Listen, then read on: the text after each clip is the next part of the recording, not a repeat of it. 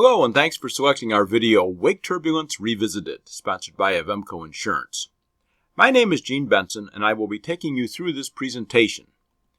This is an update to our video Wake Turbulence Essentials that has been on YouTube since 2014. That video provides more details regarding wake turbulence and how to avoid it. This video provides a brief introductory overview of essential wake turbulence knowledge, but it adds new information, especially on avoiding the dangerous wake turbulence and rotor wash created by helicopters. Let's begin with a very quick review of the wake turbulence basics. For starters, let's remember that everything that flies creates wake turbulence. As a reminder of this, in October 2022, a Piper J3 Cub was tossed into a spin during a formation flight. The J3 simply got too close behind a Cessna 180, which is really not a very large airplane. But the effect of wake turbulence becomes a bigger factor when the weight of the generating airplane increases. Remember that the wake, or wingtip vortices, is caused by the high-pressure air slipping out from under and looping around toward the low-pressure area on the top of the wing. A heavy airplane creates virtual tornadoes below and behind itself. This graphic is courtesy of MIT. It provides a graphic view of the wake effect.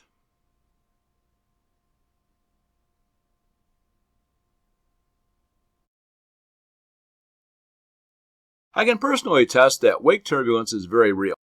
As a young pilot, many years ago, I inadvertently flew a Piper Cherokee 140 through the wake of a descending B-52. I passed through the B-52's flight path at about a 90-degree angle about 8 miles behind and about 3,000 feet below the huge airplane. One minute I was cruising along, and suddenly I was rolling rapidly and uncontrollably to the right. My airplane rolled completely 360 degrees and returned to level flight. I was about 2,500 feet above the ground when this happened, and there was no damage, and I lost very little altitude. That was what I call a pass event. Of course, PASS is an acronym for Pants Almost Seriously Soiled. Let's review just a few essential facts about wake turbulence. First, the wake is found below and behind the generating airplane.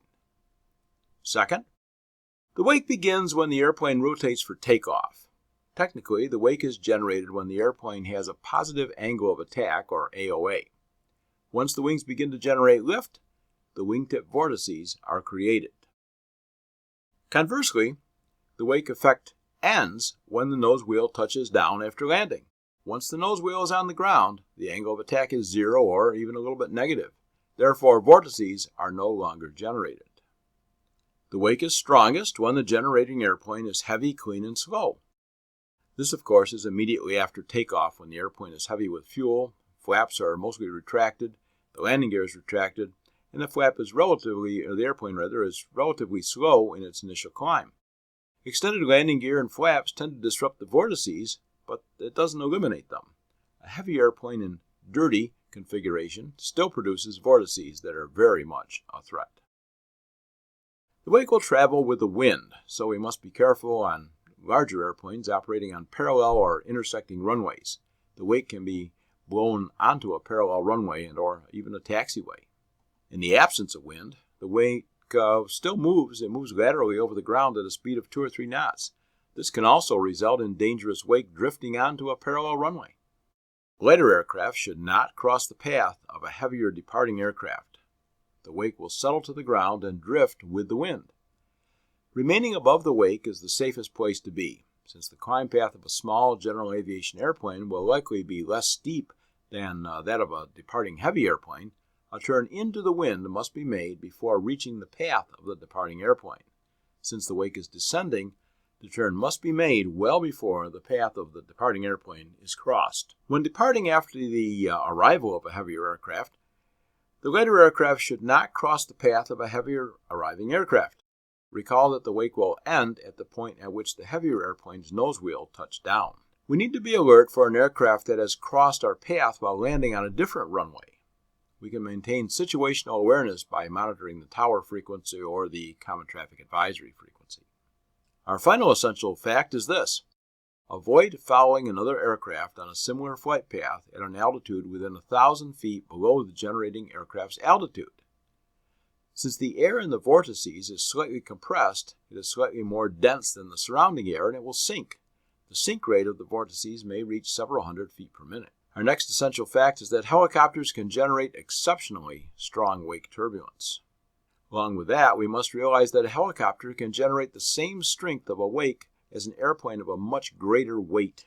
In the case of an airplane, the vortices are caused by the high-pressure air slipping out from under the wing and looping around toward the low-pressure area on the top of the wing. With a helicopter, similarly, the air loops from the high pressure under the rotor disc to the low pressure above the rotor disc. But at low altitude, the downward rushing air strongly reacts with ground contact and spreads out widely from beneath the helicopter. And like with the wake generated from an airplane, the disturbances created by the helicopter will travel with the wind. Helicopters may hover taxi or follow a non-standard path. The strong wake, of course, moves with the helicopter, and it might linger before diminishing. Just a quick disclaimer before we get into a discussion of accidents. Accidents discussed in this section are presented in the hope that pilots can learn from the misfortune of others and perhaps avoid an accident. It's easy to read an accident report and dismiss the cause as carelessness or a dumb mistake. But let's remember that the accident pilot did not get up in the morning and say, "Gee, I think I'll go have an accident today." Nearly all pilots believe that they are safe. Honest introspection frequently reveals that on some occasion, we might have traveled down that same accident path. This crash resulted in serious injuries to the 58-year-old private pilot and to the destruction of his Ariane Lightning. It occurred in Pennsylvania in July 2022. The NTSB report includes the following, quote, "The pilot of the light sport airplane reported that he was flying to an uncontrolled airport to attend an air show later in the day. The destination airport traffic pattern was busy with several airplanes in the traffic pattern and a flight of 3 north of the airport. The pilot entered the traffic pattern by overflying the airport and crossing midfield onto a left downwind leg.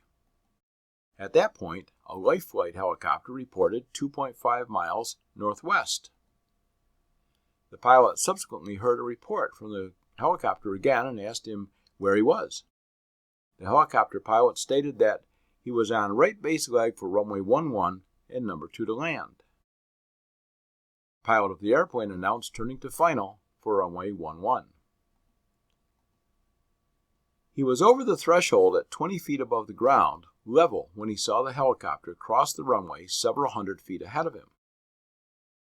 The airplane then encountered the rotor wash, rolled right, inverted, and struck the runway, coming to rest on the runway." That's the end of the quote from the NTSB report. We must note that the airplane never actually crossed the flight path of the helicopter. The wake extended far enough out to upset the airplane some distance from the flight path. The NTSB probable cause states, "The airplane pilot's inadvertent encounter with rotor wash/turbulence during short final approach, which resulted in a loss of control in flight." So, lessons that might be learned from this accident include: at any large gathering of aircraft, be alert for airplanes or helicopters flying non-standard or unexpected flight paths. Always be vigilant for the possibility of wake turbulence. And helicopters generate considerably stronger wake than do airplanes of the same size and weight. And for some takeaways. Wake turbulence is a very real danger.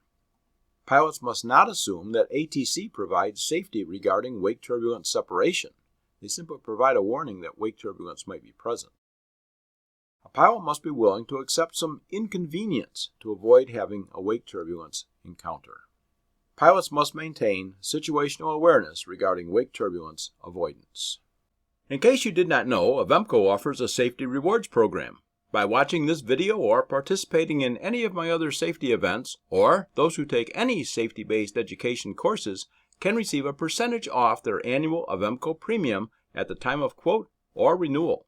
All you have to do is let Avemco know. Please visit our website, vectorsforsafety.com. You can also join my mailing list to receive my newsletter, Vectors for Safety. Thanks for watching the video, and please always remember, fly like your life depends on it. I'm Gene Benson.